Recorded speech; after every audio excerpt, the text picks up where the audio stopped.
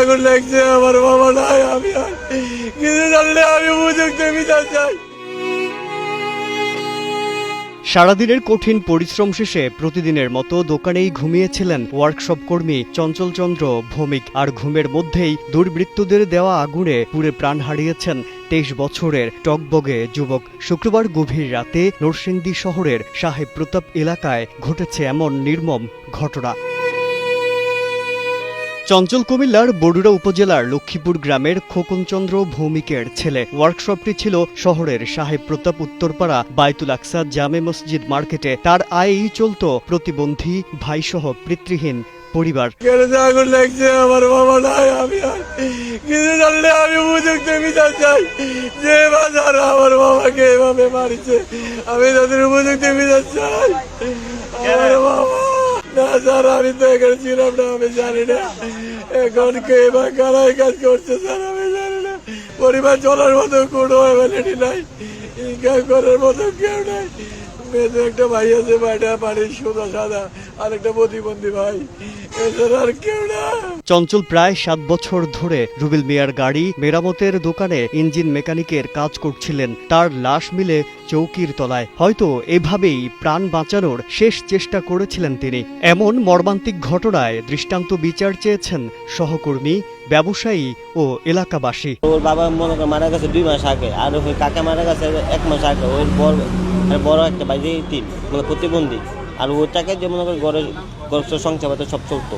মরে থাকে কেন ভাই, দাদা হ্যাঁ ইচ্ছে করে মরে না, মনে করেন হ্যাঁ মারছে, হ্যাঁ কিছু বলে না আঙ্গুরা, হ্যাঁ হ্যাঁ কিছু বলে নাই। তো বলতো টান শুনতাম, মনে করে হ্যাঁ জগ জায়গাতে আসলো বা না আসলো, হেতো আমি শুনি নাই। টানা তৃতীয়বার অর্জন করেছে দেশের সেরা সুপার ব্র্যান্ড স্বীকৃতি বসুন্ধরা টিস্যু। আগুনটা লাগাই দিয়েছে, সিসি ক্যামেরার মধ্যে ধরা পড়ছে। লোকটারে আমরা মুখ চিনতে পারতাছি না আর কি। লোকটা এমনি সরাসরি দেওয়া যাক কীভাবে আগুন লাগাইতেছে। প্রায় 1-1.5 ঘন্টা পরে হ্যাঁ খালি আগুনই লাগাইছে। ঘরের মালিক হ্যাঁ কইতেছে না লাশ আছে, আপনারা খুঁজে দেন তদন্ত করে। পরে খোঁজাখুঁজির পরে দেয়া শহীদ তোলে, শহীদ নিচে হ্যাঁ পুড়িয়া সরকার হইয়া পুড়িয়া লইছে। এই মোবিলের ড্রাম থেকে মোটামুটি আগুনটা আরও বড় এক পর্যায়ে যায়। এক পর্যায়ে যাওয়ার পরে চঞ্চল ঘুমাচ্ছিল, সে নিদ্রাতেই ছিল। তার নিদ্রায় সে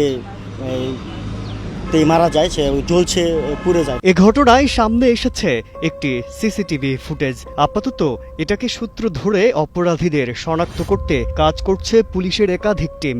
গ্যারেজের সামনে ইঞ্জিনের কাজ করা কিছু কাপড়ের টুকরো একত্রিত করে এবং কিছু ছেঁড়া কাগজ একত্রিত করে সে এখানে বসে আগুন দেয় এবং সেখানে ঘণ্টাখানিক সে অবস্থান করে, আশেপাশে ঘোরাফেরা করে। দোকানের মালিক খবর পেয়ে আসছে, আসার পরে বললো যে আমাদের তো একটা কর্মচারী ভিতরে থাকে। তখন ফায়ার ব্রিগেড শাটার ভেঙে তাকে ভিতরের থেকে আমরা পাইছি। তাৎক্ষণিকভাবে আমরা ময়নাতদন্তের জন্য পাঠিয়ে দিয়েছি এবং তার গ্রামের বাড়িতে পরবর্তীতে নিয়ে গেছে। অভিযোগ পাওয়া গেছে, আমরা দেখতেছি ভালোভাবে যে এটা কী কারণে হয়েছে। সন্দিগ্ধ যে ব্যক্তি যে আগুনের সাথে এখানে জড়িত তাকে আমরা খোঁজার চেষ্টা করতেছি। তাকে পেলে আমরা বিস্তারিত বলতে পারব। নরসিংদী থেকে সুজন বর্মনের পাঠানো তথ্যচিত্রে ডেস্ক রিপোর্ট, কালের কণ্ঠ।